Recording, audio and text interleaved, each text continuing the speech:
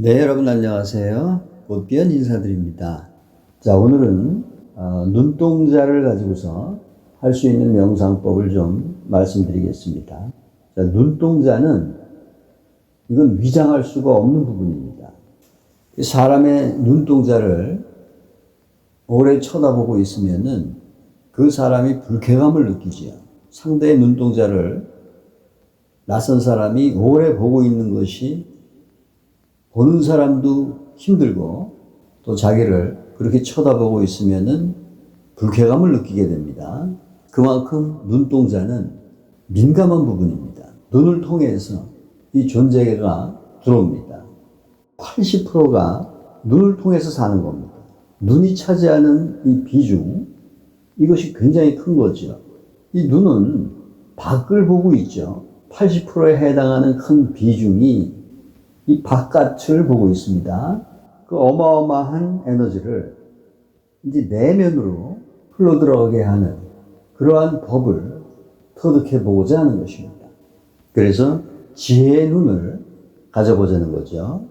또 동물들도 영역 싸움할 때 이 눈을 가지고 싸웁니다. 또 히틀러 같은 자의 눈은 이것은 무기입니다. 또 붓다의 눈은 자비죠. 그럼 어떻게 히틀러의 눈이 붓다의 눈으로 변화될 수 있을 것인가? 이것이 지혜의 눈을 가질 수 있는 하나의 비결이며 명상 수행을 통해서 가능한 영역입니다. 칼이 할 수 없는 일을 바늘이 할 수가 있죠. 그래서 눈을 가볍게 터치하는 수행에서부터 시작해 볼 수가 있습니다. 깃털처럼 눈을 가볍게 대보는 겁니다. 저 같은 경우는 눈을 지그시 눌렀어요. 눈을 지그시 한번 눌러보세요, 여러분. 그러면은 미간에 빛이 모이게 될 것입니다. 처음에는 이 붉은 황혼의 빛이에요. 계속 누르고 있으면 눈이 아프죠? 아플 때쯤 되면은 손을 떼보세요. 자, 누르면은 빛이 모이면서 황혼의 빛으로 미간에 밝은 게 집중이 되지요. 그러다가 그거를 떼봐요. 그러면은 꽃이 피어나는 것처럼 뭔가 여리고 섬세한 것들이 바깥으로 발산되는 것을 느낄 수가 있을 겁니다. 그런 것들이 다 에너지예요. 잠재되어 있는 에너지들입니다. 그 동작을 계속 반복해 보세요. 그러면은 그 빛이 점점 강렬해집니다. 빛이 강렬해지면서 그 황홀한 체험을 하게 될 거예요. 제3의 눈이 작동하기 시작하기 때문에 그런 겁니다. 눈썹과 눈썹 사이에 미간이라고 있죠. 그 미간이 지금 잠들어 있어요. 오랜 시간 동안 사용을 안 했기 때문에 그 눈이 감겨져 있는 겁니다. 미간이 열리면은 이 지혜의 눈이 띄어집니다. 그 수행을 지금 하고자 하는 거예요. 눈을 가볍게 터치하는 순간 평화롭고 뭔가 이 거친 부분이 부드러워지는 느낌을 받게 될 것입니다. 80%에 해당하는 큰 비중을 우리가 눈을 통해서 살고 있기 때문에 그 부분에 어떤 터치를 가할 때 분명히 변화가 옵니다. 그것을 실제로 체험해 보시기 바랍니다. 황홀경의 에너지가 이 내면으로 들어가는 거예요. 그래서 우리의 감정이 순화됩니다. 에테르라고 하는 것이 이제 감정체죠. 이것은 푸른 빛을 띠고 있고요. 일종의 전기를 띠고 있는 물질입니다. 이 부분을 우리가 편안하게 만들어줄 수 있는 방편을 지금 시작하는 거죠. 그래서 한 사람의 에너지가 평안을 찾게 되면은 그 사람의 에너지는 24마일 안에 있는 모든 환경에 영향을 주게 됩니다. 자, 태양 하나가 온 지구에 영향을 주죠. 마찬가지로 사람 하나하나마다에도 그 에너지 장이 있어요. 그래서 어떤 사람하고 있으면은 자기가 편안함이 느껴지는데 또 어떤 사람하고 있으면은 에너지가 빨리는 것 같고 불편한 느낌을 받는 경우가 있죠. 우리가 병원이나 법원이나 이런 투쟁하고 아픈 데 가면은 자기도 모르게 위축되고 아파지고 불안해지는 그러한 변화를 체험할 수 있을 겁니다. 환경이 나한테 그런 변화의 직접적인 요소가 될 수 있는 거예요. 그래서 사람 사이의 관계도 그 사람의 에너지 상태가 순수한 사람하고 있으면은 자기도 순수해집니다. 그래서 붓다 근처에 앉아있는 것만으로도 그 편안함을 느끼게 되는 게 바로 그거예요. 자, 붓다는 무슨 스캔을 한다든가 사람의 몸을 더듬는다든가 이런 짓을 할 필요가 없어요.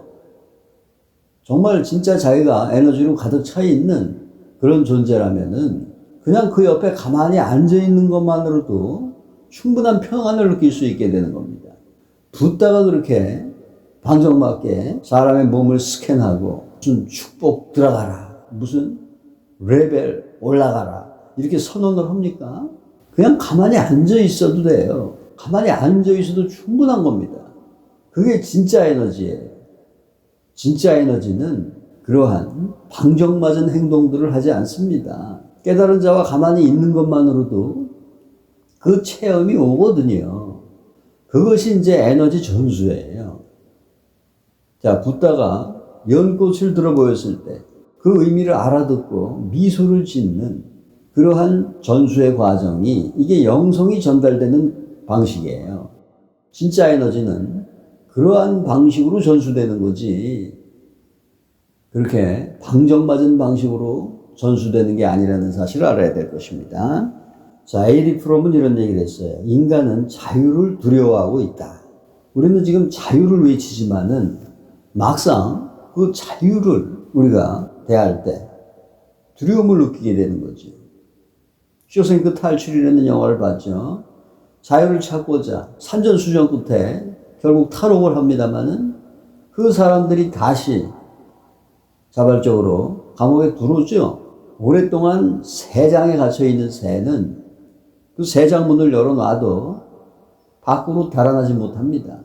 자기의 마음 속에 너무나 많이 갇혀 있었기 때문에 그 마음이 곧 감옥인데 그게 감옥인지를 모르는 거예요. 그 마음을 열내는 자체에 대한 이해가 없는 거죠. 마음 이외에 다른 게 없어요. 마음이 전부기 때문에 그 마음의 문을 열내는 그 말 자체를 사람들은 이해할 수가 없죠. 자유라는 것은 마음으로부터의 자유거든요. 그럼 마음을 놓아버린다는 거. 이거 어마어마한 한기를 느끼게 되는 거죠. 그래서 자기 마음대로 하는 것을 자유라고 선언하면 오히려 좀 편하죠. 왜? 항상 그 주체가 마음에 있기 때문에 마음은 자기가 알고 있는 기지의 것이거든요. 알고 있는 것을 가지고서 뭔가를 행할 때 사람들은 안정함을 느끼게 되는 것이고 거기서 위안을 찾게 되는 거죠. 그러나 진정한 자유는 마음 안에 존재할 수가 없는 겁니다. 그래서 예수는 도마복음에서 내가 너희들에게 마음에 결코 떠오를 수 없는 것을 주러 왔다 그랬어요. 그게 바로 진정한 자유의 의미입니다. 그러나 보통 사람들은 그 자유를 두려워하는 거죠. 자, 신비라는 거, 이건 풀어줄 수 없을 때만 존재하는 겁니다. 세상에는 알려진 게 있고 머지않아 알게 될 것이 있어요. 지금은 모르지만은 얼마 있으면 그게 알려지게 되는 거죠. 그래서 아는 것과 알려질 것이 있습니다. 그 두 개가 다가 아니죠. 알 수 없는 게 있단 말입니다. 바로 그게 신비예요. 지금 지구 이외에 뭐 다른 생명체가 없다고들 하죠. 근데 그 생명체의 존재 방식이 그 우리 눈에 보이는 형태로만 생명이 존재하려는 법은 없잖아요. 눈에 보이지 않는 그런 형태로도 생명이 존재할 수 있는 겁니다. 우리의 마음도 지금 눈에 보이지 않잖아요. 우리의 육체만 눈에 보일 뿐이죠. 그러면 우리의 미묘한 이 마음과 같은 형태로 존재하는 생명체들이 없으라는 보장이 없죠. 이 드넓은 우주에 인간만이 유일한 생명체다. 그러면 뭔가 좀 낭비되는 느낌이 들잖아요. 눈의 한계를 벗어난 미지의 생명체들이 있다고 보는 게 타당한 거죠. 그럼 그 생명체라는 것은 결국 에너지의 형태란 말입니다. 미묘해질수록 그게 점점 에너지화 되는 거예요. 그래서 우리가 덜 생각하고 더 느끼다 보면은 우리 주변에 있는 그 에너지의 파장, 그것을 느끼게 되는 거죠. 과학은 삶을 문제로 봤죠. 풀어야 될 수수께끼로 보는 겁니다. 그래서 우리가 그런 식으로 교육을 받았어요. 4개 중에 하나를 골라야 돼요. 어떻게 삶이라는 광활한 것을 문제로 볼 수 있겠습니까? 그리고 어떻게 그것을 4개 중에 하나를 고를 수 있겠습니까? 4개 중에 하나를 골라서 맞추면은 삶을 아는 겁니까? 교육체제 자체가 잘못된 거죠. 그런 식으로 진행이 되어서는 안 되는 겁니다. 삶을 문제로 보면 안 된다는 얘기예요. 삶은 신비로운 겁니다.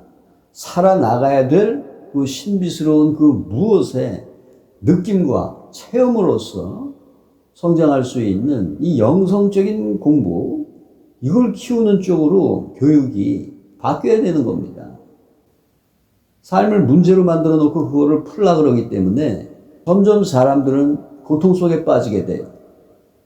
왜냐면은 근본적으로 이 삶은 문제가 아니기 때문입니다. 삶은 수수께끼가 아니에요. 삶은 풀릴 수 없는 겁니다. 근본적으로 풀릴 수 없는 삶을 문제로 만들어 놓고 시작을 했기 때문에 거기에 해답이 있을 수가 없는 거죠. 근데 사람들은 자꾸 해답을 찾으려고 노력하니까 그것이 고통이 되는 거예요. 그래서 이 과학이 손을 대는 것들은 모두 죽었어요. 신이라는 것은 모든 것의 궁극적인 합일입니다. 이 전체를 봐야 되는데 과학은 계속 쪼개잖아요. 쪼개고 계속 쪼개 들어가요. 계속 쪼개다 보니까 거기에 뭐가 발견됩니까? 아무것도 아닌 게 발견되는 거예요. 종교는 계속 합의를 시켜나가다 보니까 커지긴 했어요. 몸집은 커졌는데 역시 무지한 상태로 남아있는 거죠. 왜? 삶은 신비니까. 알 수 없는 것이니까. 그러니까 종교라는 것은 모든 것에 대해서 아무것도 모르는 결과가 된 거죠. 과학은 아무것도 아닌 것을 알게 된 결과가 된 겁니다. 아무것도 아닌 것을 아는 것이나 모든 것에 대해서 아무것도 모르는 것이나 결과적으로는 무지한 상태로 남게 된다는 얘기죠. 그러니까 과학적인 접근 방식이나 이 종교적인 접근 방식 전부 다 실패했다는 얘기입니다. 그게 왜 그런가? 자기 내면에 대한 탐구가 빠져 있었기 때문에 그런 거예요. 해답은 이미 자기 자신인데 자기 자신을 놔두고 그것을 밖에서 찾으려고 그랬기 때문에 생긴 겁니다. 그래서 이 제3의 눈의 수행법이라는 것은 80%의 에너지를 자기 안으로 돌리는데 이것을 방향 전환을 하다 보면은 거기에 무한한 보고를 열 수 있다는 그러한 방편에서 시작하는 겁니다. 자신의 눈동자를 지그시 눌러보세요. 그리고 빛을 그 미간에 한번 모아보시기 바랍니다. 그 눈동자가 아파지면 다시 띄어요. 그리고 가만히 있어봐요. 그 상황을 즐기란 말입니다. 그럼 뭔가 화난 것이 미간에서 열린다는 것을 알게 될 겁니다. 그걸 계속 반복해봐요. 자기가 하고 싶을 때까지 반복합니다. 그럼 빛은 점점 밝아질 거예요. 빛이 점점 밝아지다가 나중에는 순백에 빛이 폭발하는 그런 체험을 하게 될 겁니다.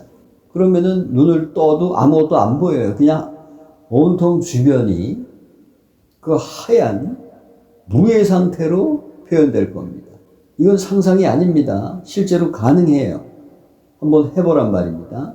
그게 이제 황홀경이죠. 그게 제3의 눈이 열린 상태가 되는 겁니다. 근데 그게 계속 지속되는 게 아니에요. 황홀경이라는 것은 터널과 같은 것입니다. 터널은 일정한 시간 가면은 통과하게 돼 있죠.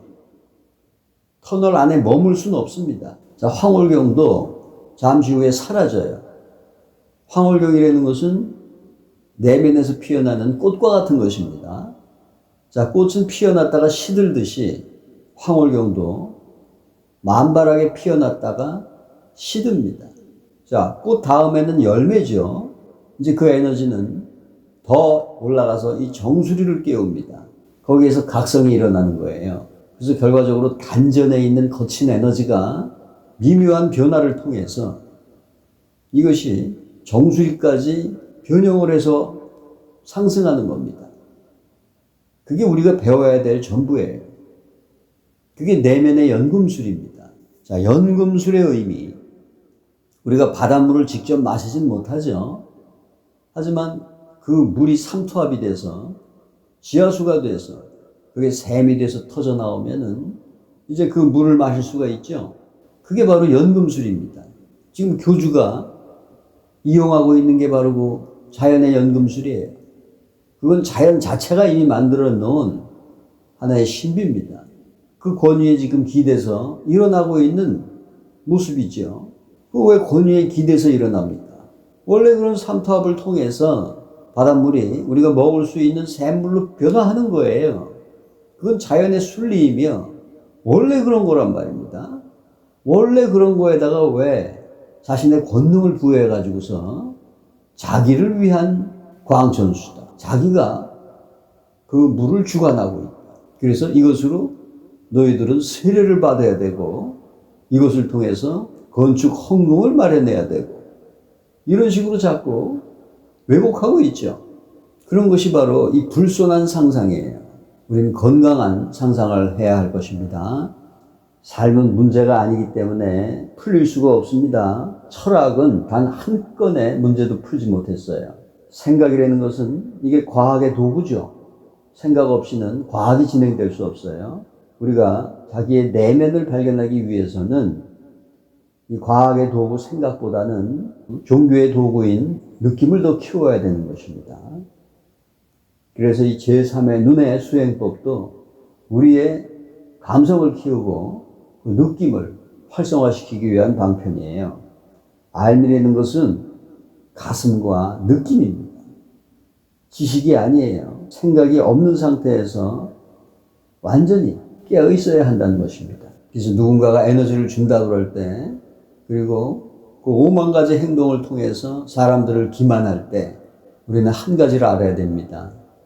정말로 에너지를 갖고 있는 자는 그런 식으로 행동하지 않는다는 거예요. 그 주변에 가만히 앉아있는 것만으로도 충분합니다. 그리고 진짜 에너지를 가진 자는 말을 하지 않습니다. 침묵 속에 있어요. 과연 그 자가 말을 하더라도 그것은 말이 아닙니다. 그래서 붓다 가까이 있었던 제자들은 붓다가 40년 동안 그 많은 설법을 했지만 단 한마디도 하지 않았다는 것을 그 사람들은 압니다. 그것이 진짜 에너지예요.